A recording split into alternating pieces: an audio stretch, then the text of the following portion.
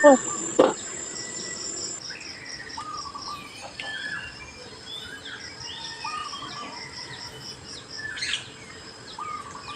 semua, Assalamualaikum. Pada hari ini saya nak kongsikan lagi resepi kuih tradisional.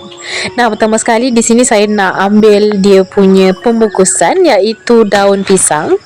Ni saya ambil dekat tepi rumah aja. Nah, nampak tak daun pisang saya segar-segar semuanya.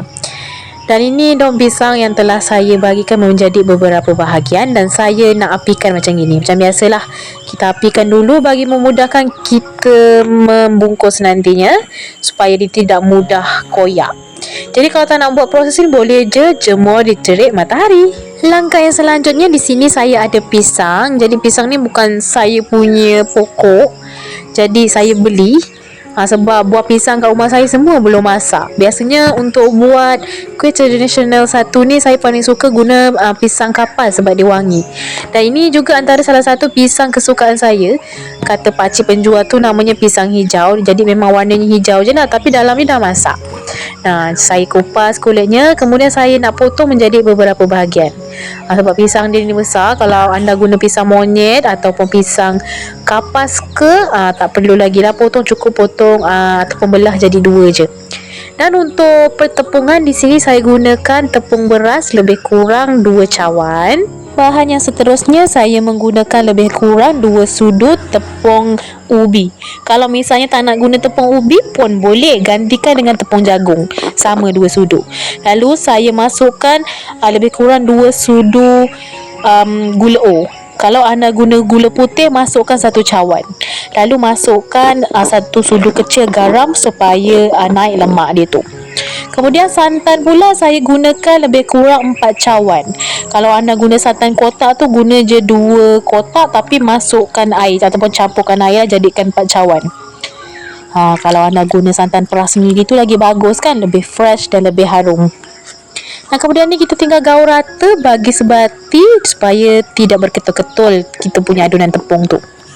Kalau nak lebih mudah, anda boleh tapis lah. Jadi dia cantik je nanti. Sebab nanti kita nak masak lagi ni. Jadi kita bolehlah tuangkan ke dalam kuali ke periuk ke atau sebagainya lah yang anda nak guna. Kemudian saya masukkan juga daun pandan. Gunakan api yang kecil, lalu kita gaul sehingga ia mengental. Proses ni tak mengambil waktu yang lama pun, 15 minit je. Dan mungkin lebih lah, bergantunglah kepada kadar api masing-masing.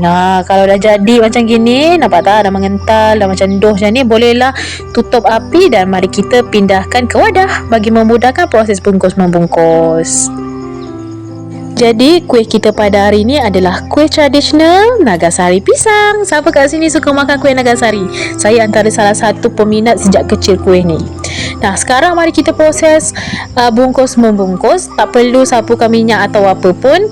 Sediakan daun pisang, lalu letakkan adunan tepung yang kita dah buat tadi di atas permukaan daun pisang. Kemudian kita letakkan pisang yang telah kita potong-potong tadi tu. Kemudian kita tinggal bungkus saja pisang kita tu. Jadi pastikan pisang tersebut tertutup secara menyeluruh. Kemudian kita tinggal bungkus je lah macam biasa, hujung ke hujung dilipat. Nah, macam itu je. Simple kan? Saya paling suka kuih Nagasari pisang ni, terutama bahagian tepung dia tu. Pisangnya suka juga, tapi saya sukanya kalau buat Nagasari pisang ni guna pisang yang manis. Saya tak berapa suka guna pisang yang masam, sebab nanti pisang tu dia akan menurun ke tepung kita tu. Jadi nanti harum dan manis dan lemak. Cukup sifat lah, harum, manis, lemak. Tapi manis dia pun tak adalah terlalu manis. Yang menentukan manis tak manis tu pisang kita tu. Dan bahagian tepungnya tu lebih kepada lemak, lemak-lemak manis gitu. Nah, selesai sudah aktiviti bungkus membungkus. Sekarang kita tinggal kukus je lebih kurang 25 minit. Sampai jumpa. Dan tayang setelah 25 minit.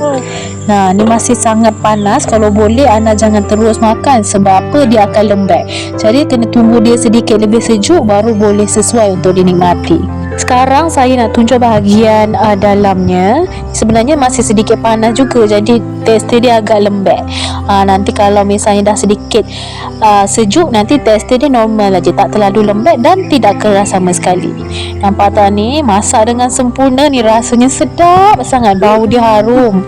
Kemudian rasa lemaknya, manis daripada pisangnya, perfect lah. Jadi selamat mencuba.